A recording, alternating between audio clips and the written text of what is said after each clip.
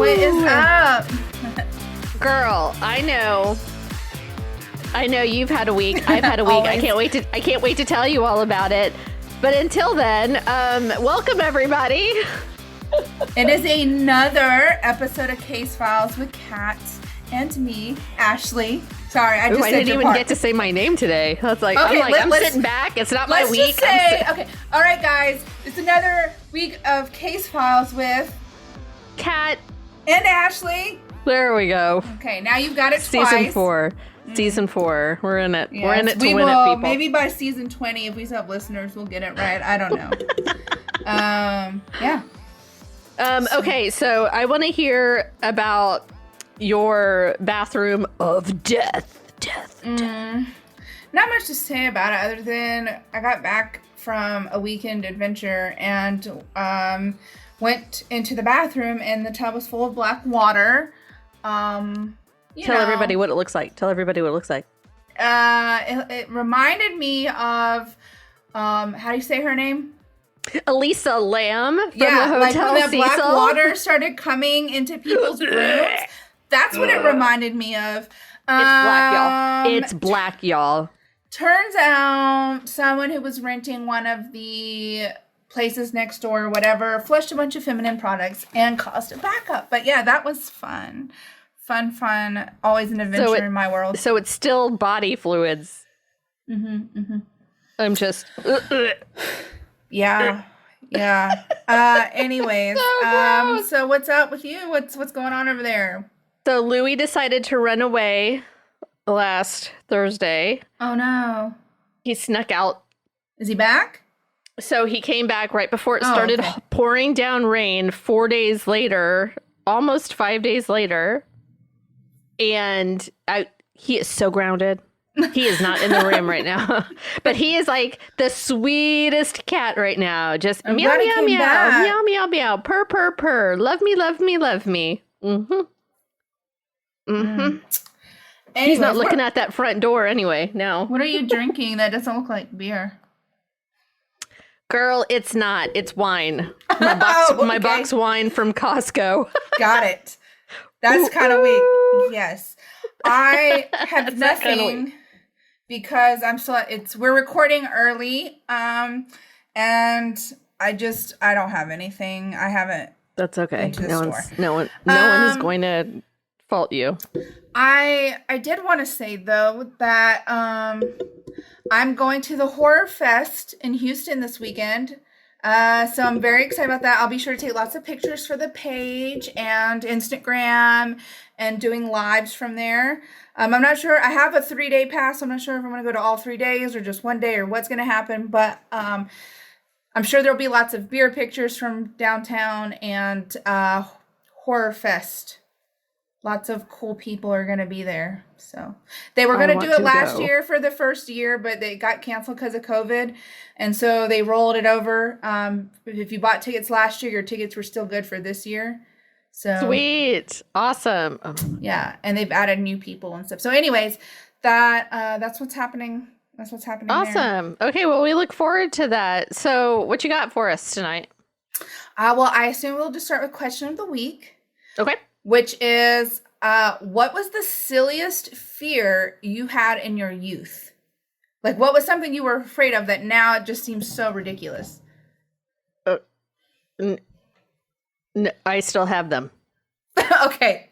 No, yeah. I know that they're ridiculous. So, like, it's. I don't know if it's just habit. I don't know. Under the bed. Oh my God! Yes. That's so freaks. Like, I hate putting my feet anywhere near the under the bed. I can't like have my foot hanging off the bed. I can't have anything hanging off the bed. Yeah, that's just terrifying to me. And and then like having a headboard that's got like slits in it of any kind that a hand can come through, which was in the movie. I had not thought about that, but no, that's a fear of mine now. Bed, anything behind under the bed. I don't know. I don't know if that's ridiculous or not. And then mirrors. My brother has mirrors at night. Definitely afraid of mirrors. Mirrors at night. If there's no lights on, I'm not. I'm gonna feel my way until I gotta. Same. So yeah, so those real are my adult fears childhood now. clowns. Still clowns. Still with the clowns. I know a lot of people, like, when they're little, they think that there's, like, a shark or an alligator or something in the pool. But my fear was, like, that there was a darkness in the deep end of the pool. And, like, I would sometimes fear, like, it was coming towards. I don't know why. It's not like I ever saw it in a movie. I was just so afraid to go past a certain point. It's not even like my grandparents said, hey, don't go past this point, you'll die. You know? It was just, like, an irrational fear I had. So I always stayed in this tiny little section of the pool that we had. And I just, even if other people were in the pool, like, I couldn't go past a certain point because I was so afraid, like, there was just some kind of darkness in the deep end. Like, I don't know. I thought it was never ending. Like, I thought I was going to drown. I don't know. But it really scared me as a kid. And then interesting. Maybe that was your way of keeping yourself safe, that if you went too far, maybe you, like, didn't feel safe after a certain point. Interesting. I had never been in a drowning situation. Like, no one had ever put that fear in my head. Like, I don't know where it came from. I almost drowned as a baby. Yeah. I was saved twice. Yeah, I almost drowned later. But I at the point that I had that fear, I had never been in a situation. And then, of course, like, I watched a bunch of horror movies when I was way too young to be watching horror movies. So I was definitely afraid that, so back in my childhood, for you young people who may listen to us, we didn't have Netflix and Comcast and all that stuff. And so at some point, the TV would be static.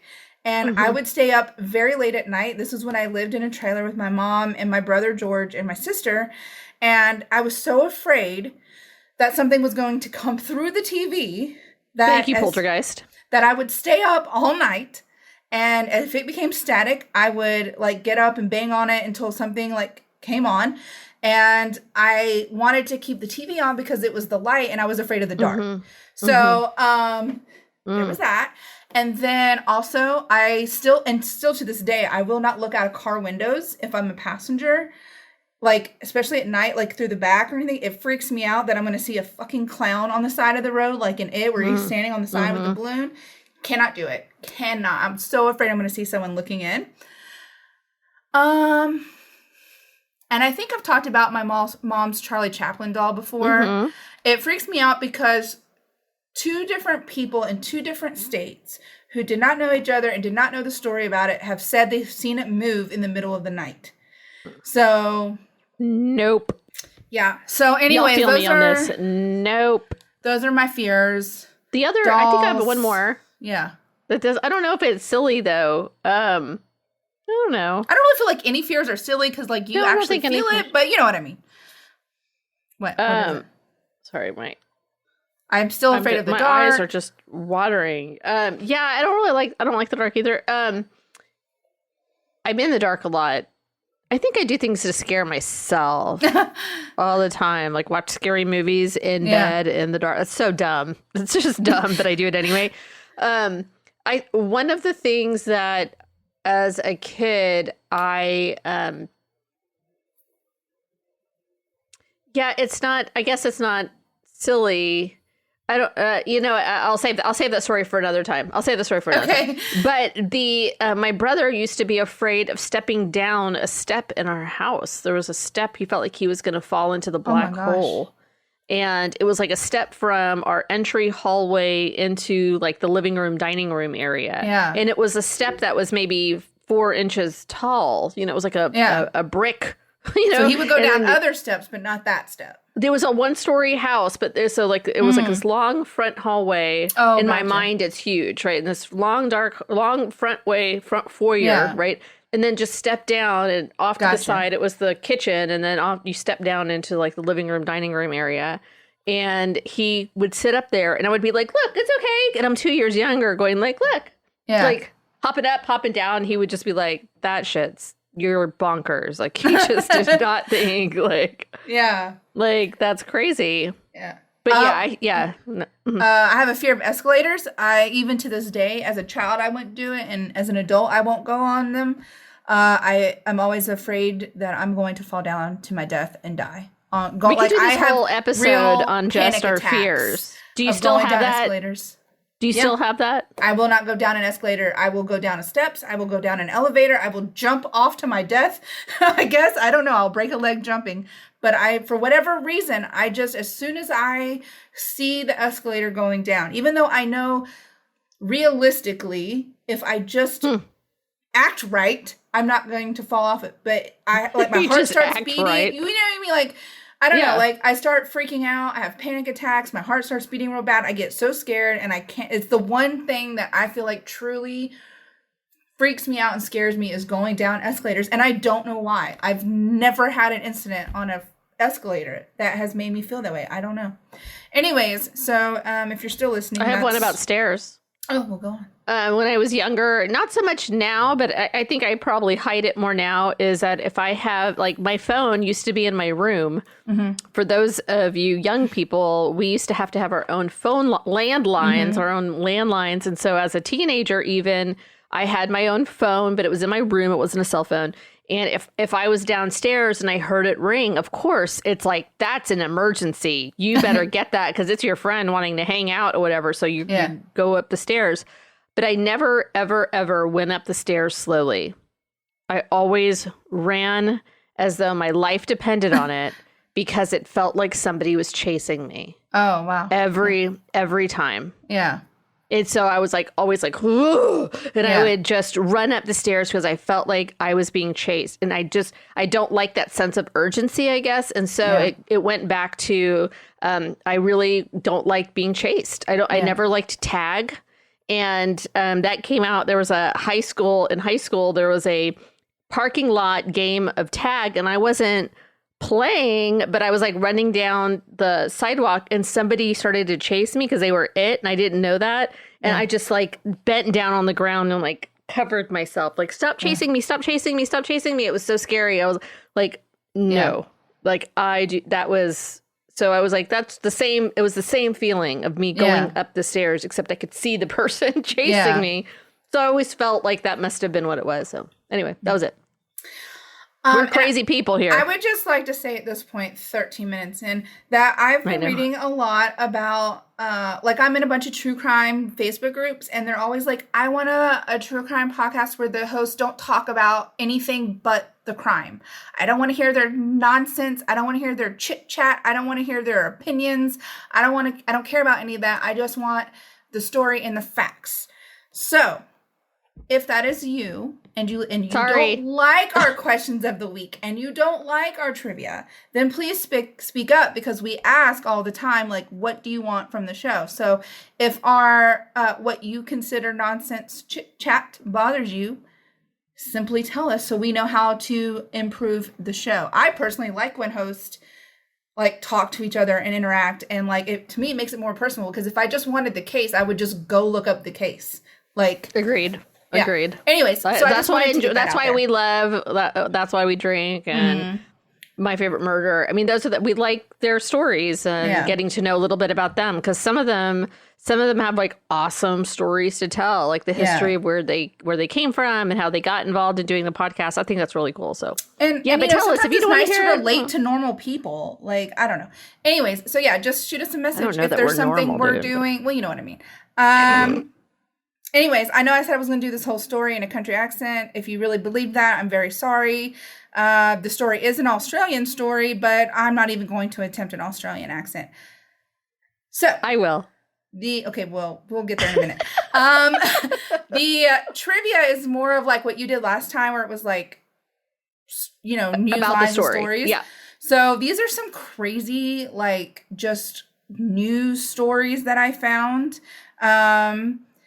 That I thought were just interesting and crazy. So everyone knows TikTok is kind of like a big thing right now. So there were it's big for you. Okay, for lots of people. Okay. I'm just kidding. Okay. So there were some teens who, like, they were TikTok people, and they found a suitcase stuffed with human remains. So they were in Seattle, and they were using this app called Randonautica, which apparently, like, will guide people to, like, interesting locations with, like, nearby. It, like, randomly generates coordinates in your area to go to. And so they did this, and it took them to the shoreline near a place called Luna Park Beach, and they found a black suitcase. It had been discarded on the jetties, and so they started a TikTok, and one of the girls went down, because they didn't think it was going to be a fucking body, you know? And so they went down, and she opened it with a stick, and it was like, yeah, it was an awful stench. There was mutilated body parts. And so they called the police immediately. And when the police arrived, they found another piece of luggage containing 7 more dismembered body parts. And according to the authorities, the remains belonged to a Washington couple who were murdered by their landlord. And there was never a motive. But the landlord murdered this couple that was renting from them, trapped them up, put them in these suitcases, and threw them out. And the girls on TikTok just happened to find them. So that's food for thought. If you are a TikTok user and you're also a fan of Randonautica, you may find a dead body. Are you signed up for Randonautica? I am not. You do geocaching. Definitely not signing up now. Yes, geocaching is a little bit different. I don't think anyone's going to hide a dead body and then upload it to well, now that we've put that out in the universe, someone may do it. But generally, you find cool things, not dead bodies. Okay. So then, when 20-year-old Spencer Boston appeared before a judge in Tennessee, I think a lot of people know this one, for marijuana possession, he boldly lit a joint to prove his point, which of course backfired because he got sentenced. And then on June 2nd, 2020, 23-year-old Cole Carney of Virginia walked into a local medical center missing one hand. He was covered in shrapnel and blood. He pleaded for help, claiming that he had been in a lawnmower accident. The FBI quickly discovered that this was not the case, and that they learned that he had actually, he had previously been convicted on charges related to explosives and had actually been planning to kill, and I quote, hot cheerleaders with a homemade bomb. However, it backfired because he ended up blowing up his hand instead. Serves his ass right. I don't know what he had against hot cheerleaders, but that was specifically what he had a letter He's that probably he had written an out incel. about his plan, and it specifically mentioned hot cheerleaders. So I think that's what they're called. Incels, those angry. I don't know. They don't want to be virgins, but they're virgins. so they get really angry at people. I'll do a story on that. And then there's only 2 more. In February 2019, 31-year-old West Virginian Amanda McClure murdered her boyfriend, 38 years. He was 38 years old. His name was John, with the help of her sister and father. You may ask, what was her motive? Why did her father help her? It was to marry her father. Amanda reportedly doused John McGuire, which was her boyfriend, with liquid methamphetamine before she and her family... Liquid meth. Mm-hmm. Before she and her family tortured him for 2 to 3 days before finally killing him. They then dismembered him, buried him, exhumed him, reburied him, and ultimately... his body was found on a property that the family was staying in. Also that she could get married to her father. When, of course, they found the body and all of that, she tried to say that her father forced her to do all of this, but she was like the one who came up with the plan and like doused him and everything, and then decided to torture him for 2 days and then bury him and rebury him. Dude, she wouldn't have been able to marry her father anyway. I mean, there's like laws against that shit. Like, what? There's not smart people in that family, I guess. I don't know. My eyes are just watering. That's why I keep wiping, and I look like I'm crying. But I'm not. Yeah. I'm just kidding. My story my story's not going to make you cry tonight. The last and final like little crime thing that I found that I thought was freaking hilarious. And this is my favorite.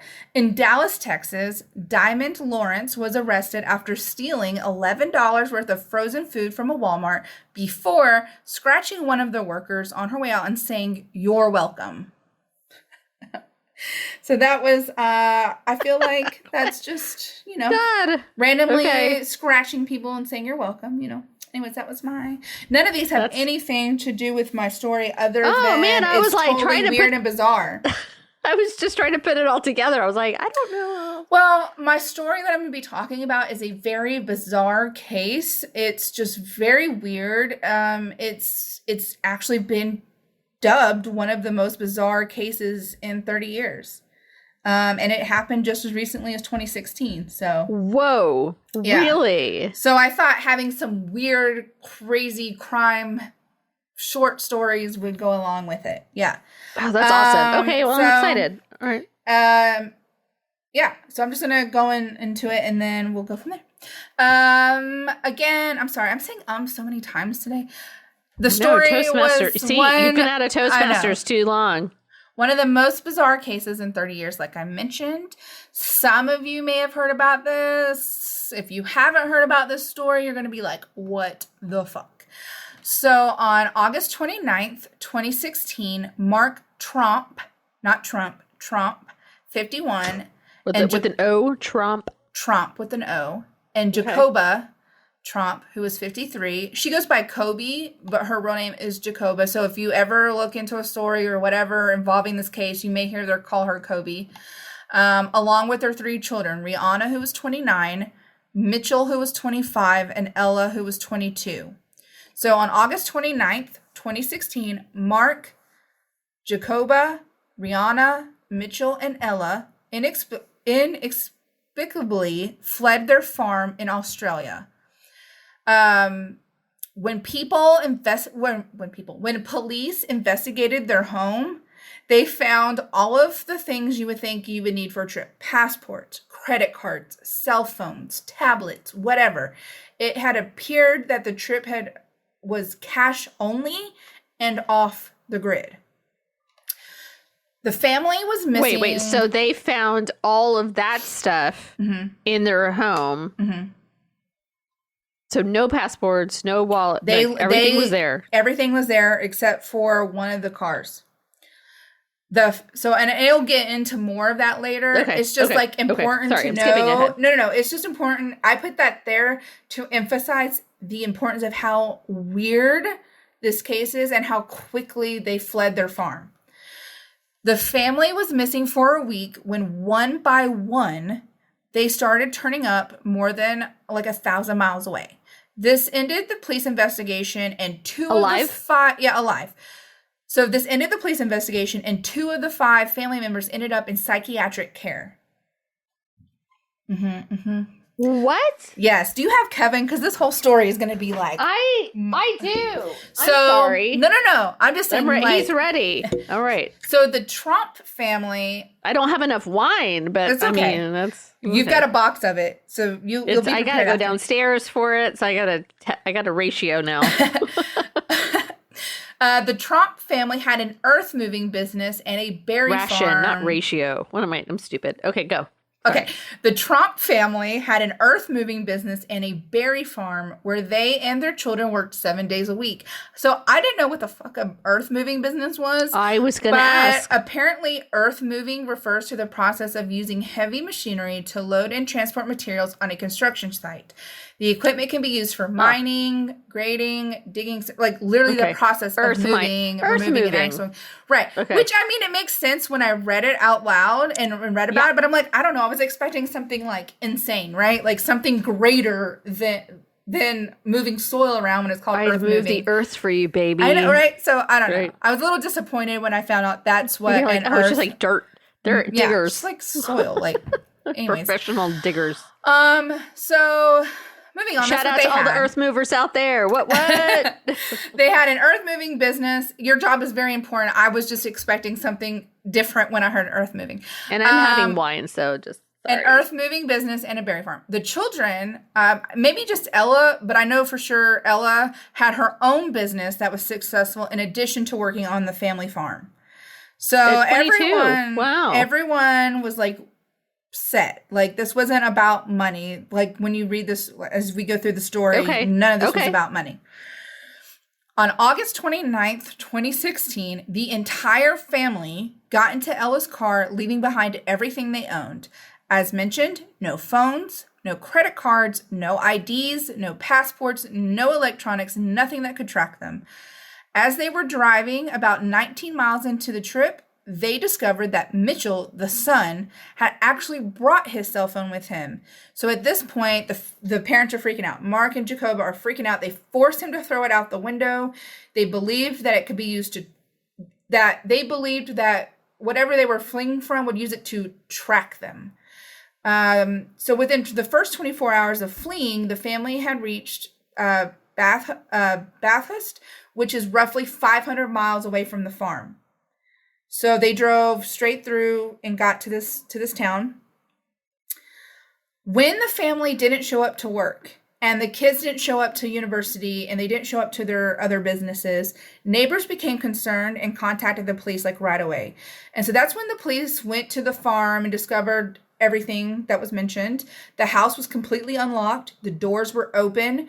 One of the weirdest things to me, though, was that all of the cars had the keys hanging in the ignition. They had their keys hanging in the ignition. So all of the cars, except for Ella's, because that's the one they took, had the keys. As police walked around the property, they found like the business documents stacked, and it looked like they'd been ruffled through as if someone was like frantically looking for something specific in the documents. Basically, it looked like they had been kidnapped, but they did it to themselves, right? Like all the doors were open, everything was unlocked, all their shit was there, they were missing, but they had the documents. I was listening to a podcast about the family, and it's a podcast called Weird Crap in Australia.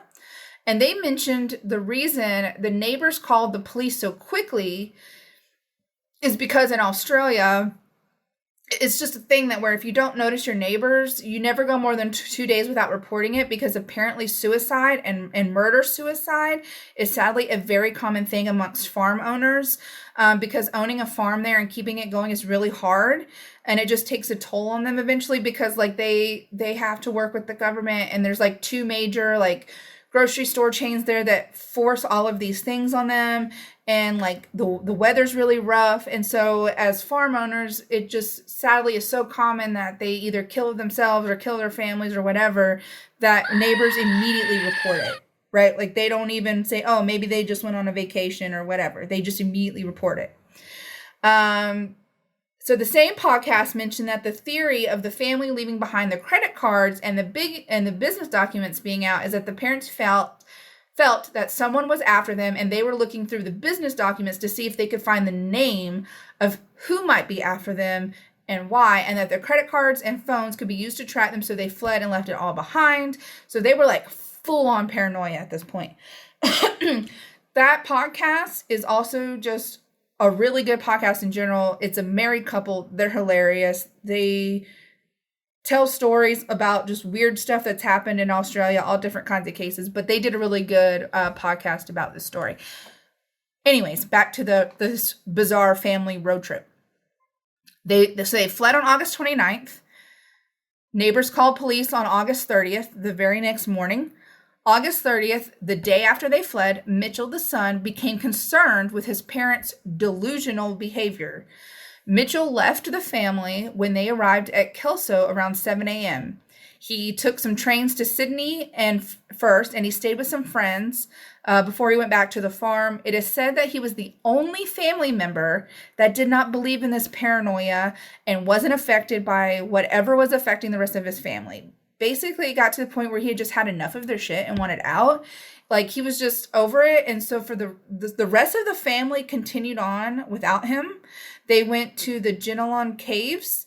It was here that the girls escaped, like the 2 daughters. I put it in quotations that they escaped, because some reports say that they escaped, and some reports say that the mother told them to leave once they got to the caves, and other reports say the family just made a joint decision to split up. Like, that would be the best decision if they were being chased, to split up. So Rihanna and Ella at this point. So who did they say was chasing them? They never said. They just said someone was chasing them. They just knew that someone was chasing them. Didn't say why, didn't say who. Not even Mitchell. Didn't say that. Nobody knows. And I'll talk. Yeah. So the girls collectively stole a car, and they drove to Goulburn, which is another town or area. When the girls arrived here, they then decided to split up and go their own ways. So Ella somehow acquired another car. Basically, she stole a car. They say she acquired, but she stole it. So Ella had wanted to go home to take care of her horses. Like that became her overwhelming thing. Like she needed to get home to feed her horses. She didn't care about her business. She didn't care about the farm. She was concerned about her horses. So anyway, she acquires this car, drives back to the family farm. At this point, she reports the parents missing. The police are heavily involved now. The media is heavily involved. Everyone is collectively wondering what the hell is happening. Where are these people? Why did they flee? Who's chasing them? Are they alive? Are they okay? Why is everyone splitting up? Like, they have all of these questions. There's all of this manpower going into finding these people. They're all over the news trying to get people. It's like, hey, if you see these people, if you recognize them, call us right away. All of the members, again, are just turning up one by one. No one knows why, including the family members, on what is going on, why they left. Nothing is making sense. Like, literally. But they're not saying anything. They're not saying, listen, we left on Sunday and... The police have asked Ella. She was like, I don't know.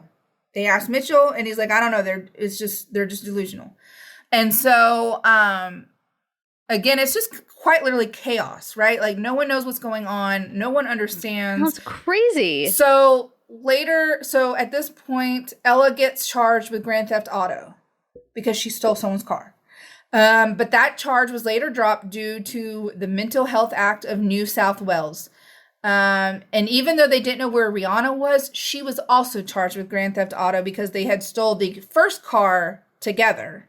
And then Ella had stole a second car on her own. So she had technically stolen 2 cars. But in Australia, the Mental Health Act of New South Wales says, if a crime is committed during a mental break, you cannot be charged with that crime as long as you can prove it was a mental break, which I think by the end of this story, we will all collectively agree that this was 1,000% a mental break. And that the only exception to that Mental Health Act is if it's drug induced. So like if you take a drug and that causes you to do crazy shit, you're not covered. But if you are truly suffering a mental health crisis and you do something during that mental health crisis, they get you help versus sending you to jail. So it sounds like carbon monoxide poisoning. That was one theory, but it was disputed. That's disputed. Okay, debunked. All right. I'm going to talk about all of the theories, I promise. Okay, all right, okay. Yeah. That was one theory that it was carbon monoxide from the farm, but the investigation ruled that out as like not even possible. Couldn't have even been a thing. So Everyone was looking for the family. So as a recap, the parents are who fucking knows where. Ella is at the farm. Mitchell is still in Sydney with friends, and Rihanna was left in Goulburn. So that's where it is assumed at that time in the story she still was. And mind you, too, in 2016, when this was happening, people were getting real live updates as each family member was turning up. It was like, for them, it was a big thing. They had 24-hour news, and it was just play-by-play craziness. It wasn't like a serial killer or whatever who you had to wait until their next crime. Like, this was in real life, real time, happening minute by minute. Social media, all of it. So Mitchell is the only stable one of the entire family. The 2 daughters and the parents were all sharing the delusion at this point. Ella had been part of it, but at some point her need to get to her horses overcame whatever she was feeling. Okay. So, shortly after this update of Ella making it to the farm, police finding her, reporting the family missing. Rihanna is found by a local man from Goulburn. She had stowed away in the bed of his truck, and he had driven about an hour when he heard something in the bed of his truck. So he pulled over. He found Rihanna hunched over, like curled up. She was in a catatonic state. She didn't know who she was. She didn't know where she was, how she got there, who he was, nothing. She was in a complete just shutdown mode. So he took her to a hospital where she suffered a mental breakdown that they say was from stress-related issues. And she remained there. And then, so now we're on the next day. These are back-to-back days. They left on the 29th. Mitchell and Ella are found on the 30th. Rihanna is sent to a psychiatric hospital. Then we arrive on Wednesday, August 31st. Damn, too much is happening. On August 31st, Mitchell returns to the farm. He tells the police that the last time he saw his parents were at the caves. So the police go and they get to the caves and they're looking for the parents. They can find so no like evidence. Legit caves, though. Yeah, like they're like caves. Like I think Ginolan. I don't know how to say it, but they're actual caves that you can go visit. Okay. And so, of course, there was no evidence of them. So Thursday, September 1st, it was discovered that apparently the parents themselves had separated in a city called Wangaratta. And that is where, and so that is where the family car was located, and witnesses reported that a lone man had been seen driving the vehicle, and it was believed to have been the father, Mark. Later on September 1st, a couple who have been out playing Pokemon Go around 9 p.m. at night. If you don't know what Pokemon Go is, it's an app that you can use on your phone. You walk around. You've been living under a rock. You can catch like your Pokemon on your phone. It was originally like a big thing because it was trying to get people out of their house, right? Like especially during COVID, like it's something that they could do during COVID and socially distance and just be out and doing stuff. And it was popular before then. My neighbor has a thing that swings his phone so it hatches his hatches his Pokemon. I don't know what it is. So but he puts it on there and it just swings it. Smart. Okay. It's $20 on Amazon. So anyway, so they were out, they were driving around. They basically said that they were driving and they saw this car tailgating them, like dangerously close tailgating them. So they pull over to let the car go around them because they're trying to play Pokemon Go. So they're like looking for spots to stop and they were driving kind of slow or whatever. So they just pull over so you can go around them. You know, they were trying to be polite. But that's not what happens. The car stops behind them when they stop. They see the man get out of the car, and at which point they start calling like police, right? Mark gets out of the car. He starts running towards them. He stops, stares at them, and then just takes off into a park across the street. Just whatever happened, he stops running towards them, looks at them, changes his mind about whatever plan he had, and runs into the park. And so one of the podcasts I was listening to said they felt that Mark was a danger because it was very likely he had planned to attack them. If he thought whoever was chasing them if he ran across someone that he thought was who was out to get them, he probably would have attacked them. Anyways, runs into the park. They call the police. They tell the police they recognize him from the media stories. They definitely know it was him. So he left the car and he left the keys in the ignition. Of course, this was Ella's car, so they knew it was Mark. Later on, after Mark had been arrested, he denies and still denies to this day that was him. He says, that wasn't me in that car. I didn't tailgate a couple. I didn't run towards anybody. That wasn't me. To this day, still denies it. So the police, they search this area. They bring in dogs. They're trying to sniff him out. Can't find anything. It's believed that he stayed in an inn nearby. And the reason they think this is because a room had been broken into. And it was reported to the police, though it was never been confirmed if that was actually Mark or just a coincidence. But it was very close to where Mark had last been seen. And it kind of looked like the room had been rummaged as if he was like looking for money or something, like cash. And so they basically lost trail of him at that point. They didn't know where he was, didn't know where he went, didn't know what the hell he was doing. He didn't have a car, so now he was on foot. The next day, that was all September 1.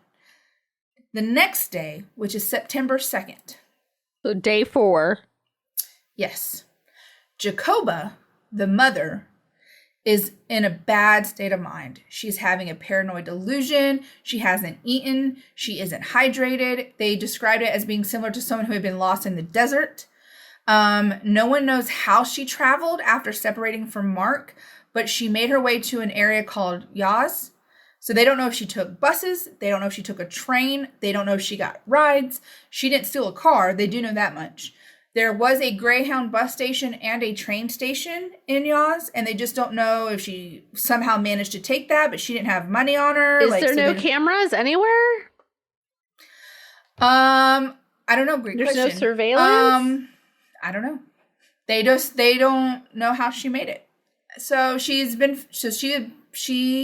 was wandering around the city. She was in a very agitated state. Her body was starting to deteriorate. She was becoming physically very sick. So she tried to book a room at a hotel, but the front desk worker recognized her photo from the news. And someone that was there, like another citizen, was like, oh my God, we've got to get her to like a hospital because she was in that bad of shape. Like she was just looked like she was about to die, basically. So they escorted her to a hospital in Yaz, which is in New South Wales. She was put immediately into psychiatric care. And eventually they moved her to be in the same psychiatric hospital that Rihanna was in, so that they could be close together during like their mental health treatments and stuff, which if they were sharing a delusion, I don't know if that was the best move. Agreed. But, that's what they did. Agreed. Oh my gosh. They moved them close together. Maybe at that time they didn't know what was going on, but I mean, 2 of 5 family members that have been found are suffering psychiatric, and you're going to move them to the same psychiatric hospital. Word. Anyways, 6 days. 6 days after all of this bizarre, weird road trip fleeing happened, Mark was found beside a road near the Wangaratta airport. He was questioned by police. He was assessed by mental health officers and then released into the care of his brother, who happened to be a police officer. The police officer was Ken, that's his brother. As they drove away from the station, Mark can be seen flipping off the police, flipping off the media, which really pissed a lot of people off because they're like, you know, all of these resources were out there looking for him and his family. All these people were very concerned about him. His wife and daughter are in a psychiatric hospital. And here he is being released, and he's just flipping off the media, not giving any kind of statement, not anything. And so police believe, and they said at the time that they released Mark, that there was never, ever, ever, ever, ever, ever any threat to the family. There was no one chasing them. There was no one after them. No one. There was nothing. This is what the police said. Yes. Police said through all of the investigation, and I'll go through everything, but they said there was no sign at any point ever, even to this day, any sign of anyone threatening the family, threatening Mark, threatening Jacoba, threatening the kids, anything, nothing, absolutely zero. A police officer who knew the family said that the family had never, prior to this incident, none of the members had ever been diagnosed with a mental health disorder. There had never been a dispute of any kind at the farm. There had never been evidence of drug taking. The family had no debt. They all had very successful businesses. They were not part of any kind of religious group or cult. Which was one theory that some people online had said was maybe they were part of a cult. Maybe they were part of a religious group. No. Some people thought that maybe the family had been affected by chemicals used on their farm, such as carbon monoxide. And then they listed a bunch of different other ones that I couldn't pronounce. There's other things. I mean, so many other things. There were so many chemicals that they said that could have been used on the farm that may have caused it. However, no drugs. Both police and mental health professionals and investigators said that chemicals were ruled out. Wow. I don't know how they ruled it out, but they ruled it out. And they said that if it had been chemicals, Mitchell and Ella would have also, they would have had the same, but they didn't. But they did leave. They did leave, but they also returned on their own. And also did not believe Was it Mitchell's car? I mean, not Mitchell's car. It was Mitchell's phone? No. What do you mean? Whose phone did they throw out? Mitchell's phone. Because he took it with him. That's when I would have been like, nope, let me out right here. Well, that's I will walk. He did. He did. At that point. But they wouldn't stop the car. As soon as they stopped the car, he got out and left. But I wouldn't have even let them touch it. He explains. Let me out. Look, later, I'm going to get to it, but he explains why he went with them. Okay. So, not part of a religious group, not part of a cult, no debt, no drugs, nobody chasing them, no mental health issues prior to this, no trouble at the farm, no chemicals. So that makes it like even more like, what the hell? Like, why would you just like fucking flee if there's nothing, right? Scary movies. So what mental health professionals believe, and I'm going to pronounce this so wrong, but I'm going to try. Oh my God. The professionals believe it was a case of the family suffering from collective delusions in an episode or a rare episode of folie à deux, which is a French term, and it means the madness of two. So what that means is that it covers a rare psychological condition occurring almost exclusively in close-knit families. Another example that you guys might know, you may have heard this, is the case of those Swedish twins, Ursula and Sabina, who in 2008 were caught running into oncoming traffic, and prior to that, they did a bunch of weird shit. So they were suffering from a case of the madness of two. Folie à deux. Yeah, they were suffering from that. So that was one of the most well-known cases. Yeah, folie à deux. So that something like that. They were suffering from that. Don't listen to me. I'm just saying. So that's a more well-known case of people suffering from that. And so basically it was said that after all the family members had been recovered, they had all been found in their various places, investigators continued to look into the matter. So Mitchell had since been quoted as saying this was a buildup of pressure within the family. He said it had just slowly gotten worse as the days went by, and that his parents were just fearing for their lives and decided they needed to flee. He said that the Tromps were stressed over finances and fearful someone was coming after them, though investigations showed that the family businesses were all doing very well and that there was absolutely no indication that someone was trying to steal their money. There were no drugs issues as mentioned and no prior health problems. A spokesperson for the New South Wales police said it was a shared delusional schizophrenia episode that affected everyone except Mitchell. When the police asked Mitchell why he went with them if he did not believe in this delusional stuff that was happening, if he didn't believe someone was after them, if he didn't believe their lives were at danger, if he didn't believe all of the stuff that his parents were telling him, why did he go? And his response was, I had to go with the family because I wanted to see where they were going. I couldn't just leave them. I had to make sure they were okay.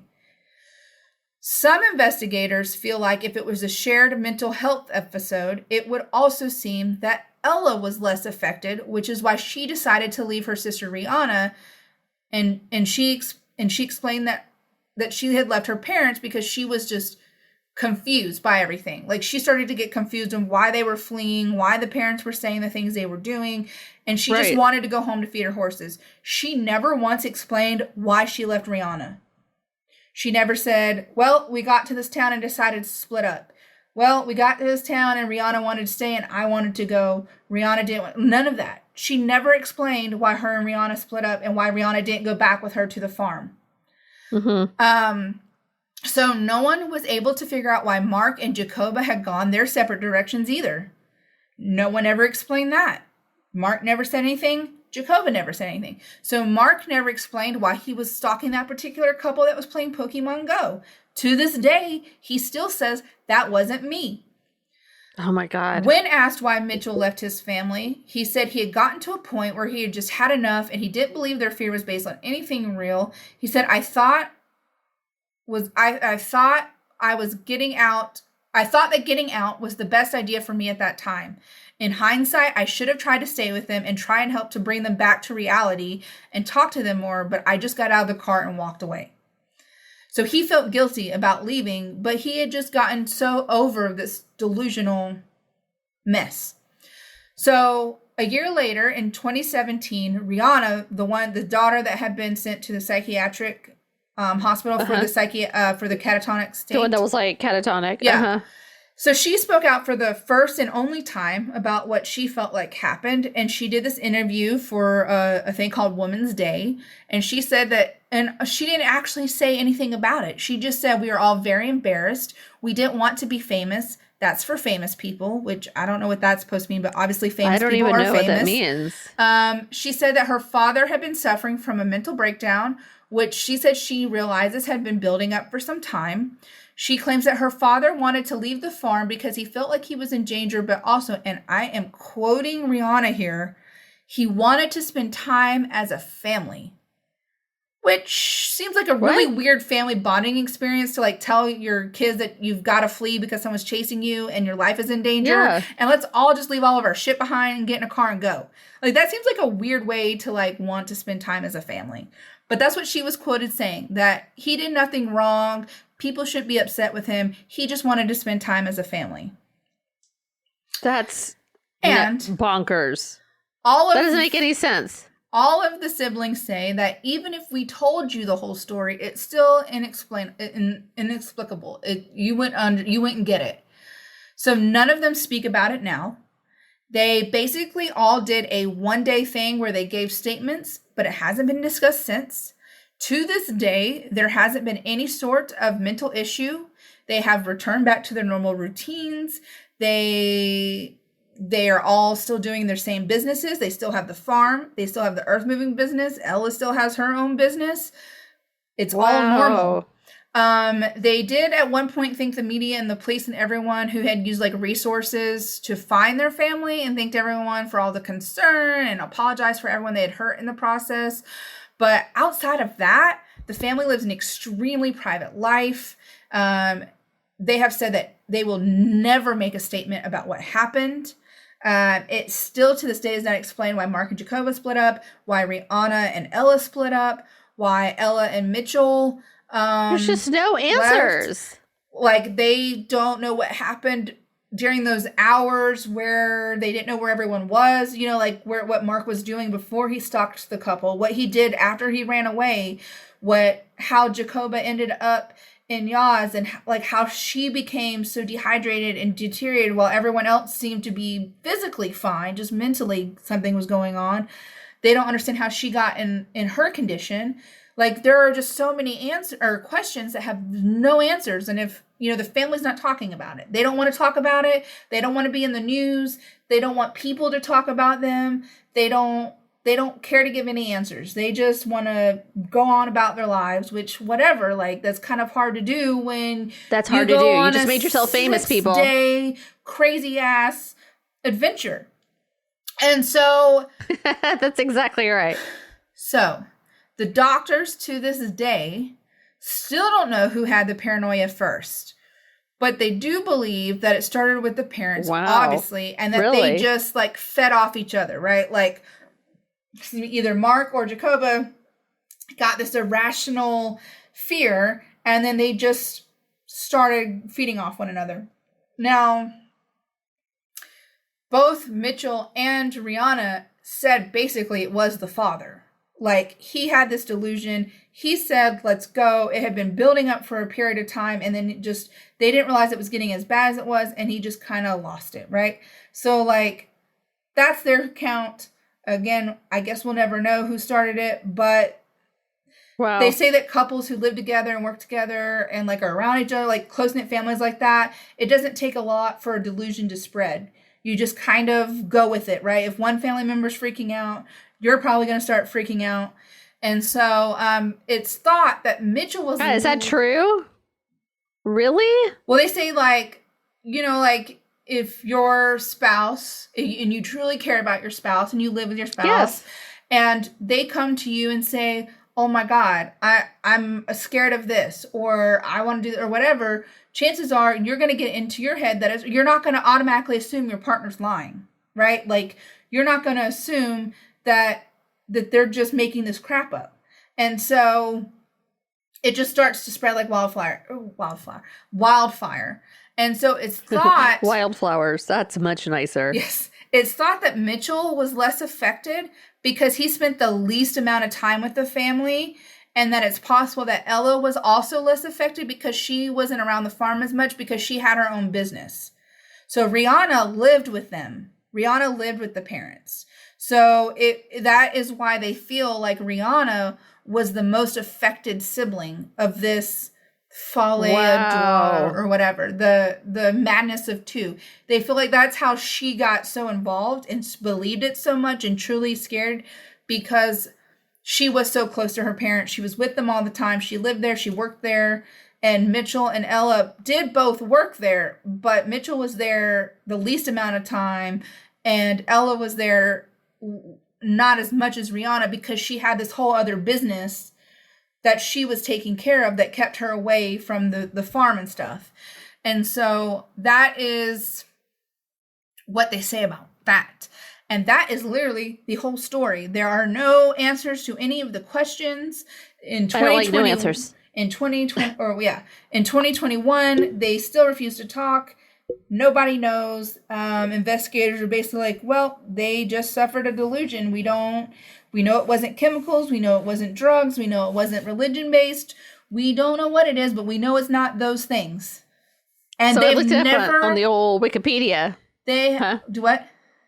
I looked this up on the old Wikipedia. So it's folie à deux for two, and then trois for three, then quatre, and then there's the family, famille, or famille. I don't know. I don't know how to say it in French. Sorry. Family madness. Yeah. And so basically, that's crazy. They say that's what happened. And to this day, none of the family members have ever had any other mental issues. They've literally just gone back to their normal life. They're like, we're good. Yeah, basically, just back to their normal life. Did they stay married? Mm-hmm. Everything is back to normal. They're still married. The kids still are involved in the farm. Ella still has her other business. Like, all of them are just living their... Peachy keen, jelly bean. Their lives. They're not talking to police. They're not talking to reporters. They don't want to share their story. They don't care. Yeah. So bizarre. That is my bizarre story on the Tromp family. Tromp. And pretty much it's not one of those cases where you can read a million different sources and the story varies. Literally every report, every site, every podcast, everything you listen to about it says the same exact thing, because that's exactly what the family gave them. That's exactly what the police said. Like, there's no, like, hidden anything. Like, the family won't talk. Police have found nothing. Mental health professionals have found nothing. They don't actually know if it was a madness of two. They just say that's the most plausible theory, because there was no drugs. There was no anything. So, yeah. So, that's that. I don't speak French. Well, damn. I think that probably makes the most sense, but I feel like there had to have been something else, because for them for Mitchell and for Ella to kind of be like, oh, we're away from the house, it's time for me. I feel like there was like something. Well, that's what they said. The reason that Mitchell and Ella didn't get it is because they weren't around the parents as much. So when the parents got it, they were able to convince Rihanna very quickly, because she lived there. She was around them all the time. So the delusion was very easily spread, and Ella and Mitchell just kind of went along. I would have been like, you guys are crazy. Well, that's what Mitchell was, but he wanted to know where they were going, and he wanted to make sure they were okay. But then after they made him throw his phone out, he was like, I'm done. Right? He was like, I'm over it. And then Ella, when she kind of realized that it was not right, she left, right? She tried to get her sister to go with her, but her sister was still very believing that someone was after them. And that may have been why she stayed. She thought if she went back to the farm, someone would be there. But again, no one knows, because the family refuses to explain what happened. Come on, guys. So we're trusting all you Australians out there. We have a few of you. Get us the goods. All right. I'm going to read your question of the week answers. And I have some of them. I have I have one from Instagram that I'll read when you're done. Okay. Do you have any on your Facebook? I do not. Don't forget to read Glenn's answer, too. Oh, yeah. Thanks for a reminder. All right. So RC says needles. What was your biggest fear in your youth? Silliest or biggest fear in your youth? Needles. And now I have a bunch of tattoos. And so Dev says, OMG, same.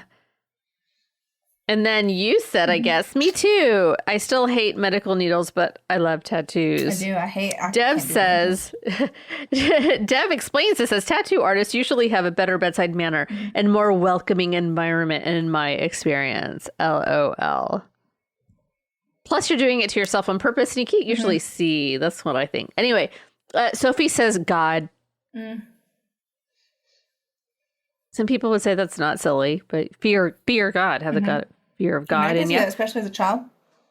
Yeah, Sarah says, dolls coming to life thanks to a scene from the Stephen King TV movie Tommyknockers, where a room of dolls came to life and chanted something scary. Nope. I've never seen that. I haven't either, but a whole lot of not going to do it now. Nope. Okay, so you have Instagram? Yes. Oh, yeah. Oh, no, sorry. I have to do... I can't pull it up. What are you trying to pull up? I'm trying to pull up Glenn's. Oh, so Glenn, our friend across the pond, we asked last episode if he was okay because we hadn't heard from him and he wasn't commenting, and he did message us to say he is alive and he is listening. He just is on a Facebook jail ban, which I think is like his 15th one since he's been a fan of our show. I think it might be 15. He's starting fights. You guys, you got to tell him, don't start fights. Don't message the trolls. Don't encourage. It was good to know that he was still alive. He did send us an answer, but you said you can't find it. I can't. You know what? I'm going to pull it up on my phone because I think I can do that. If you can, I can pull it up. Because we love Glenn. He has a really good. He actually makes really good cider recommendations, and he made some really good IPA suggestions to Kat. So. Okay, so yeah, Brewdog, which has just been amazing. Okay, here we go. He says, hi, you two.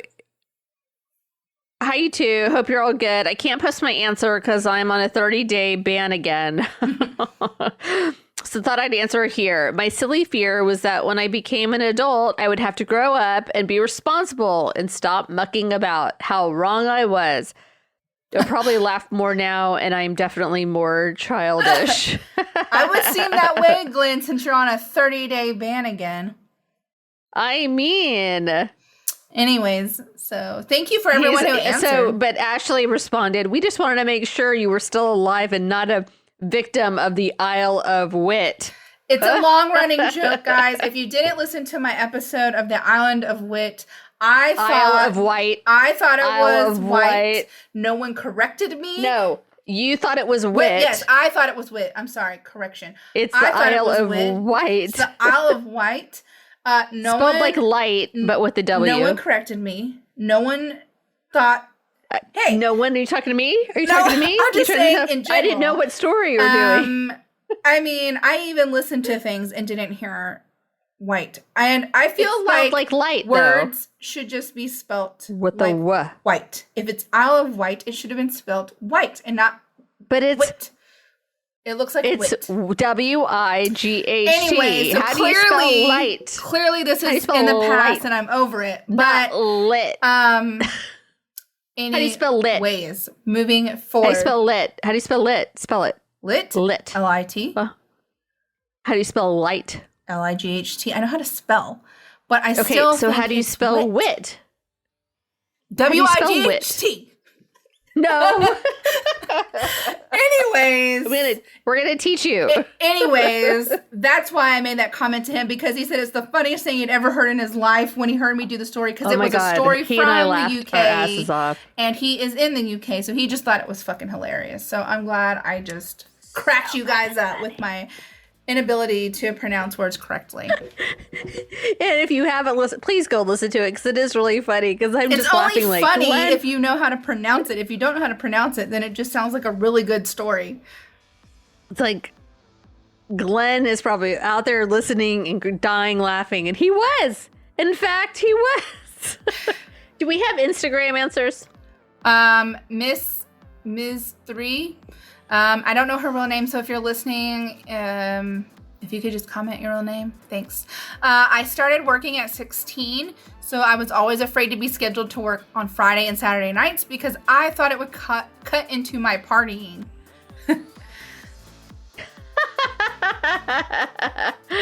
The things you worry about when you're a kid. Right? Am I right? Okay.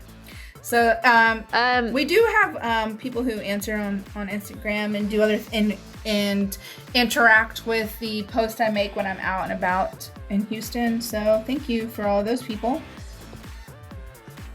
Thank you. Yes. And if you don't already, please follow us on Instagram, Twitter, Facebook. We're going to have a TikTok because if Ashley's on it this much, she's going to have to do it. I am. I actually find a lot of my story ideas from TikTok. So eventually. Okay, but we also need you to tell us if you want to hear something, if you want to not hear something, and we just like are rambling for 13 minutes at the beginning of the show. We're here to listen. We may not take up your suggestion. Yeah, we'll but we're probably here to still listen. rant, but at least we'll know your concerns. We'll try. We'll be a little bit more aware to keep it. Yes, we have Not changed so the long. format over seasons, so we try to listen to your suggestions. So we don't know if you don't send them to us. You can also send question of the week ideas, story ideas. You can just say hi, your suggestions, whatever. All right. Well, we love you, and until next week, we hope that you have a great week and you're safe, and but most importantly, be kind to one another. Yeah. And we will see you next week. Bye. Bye.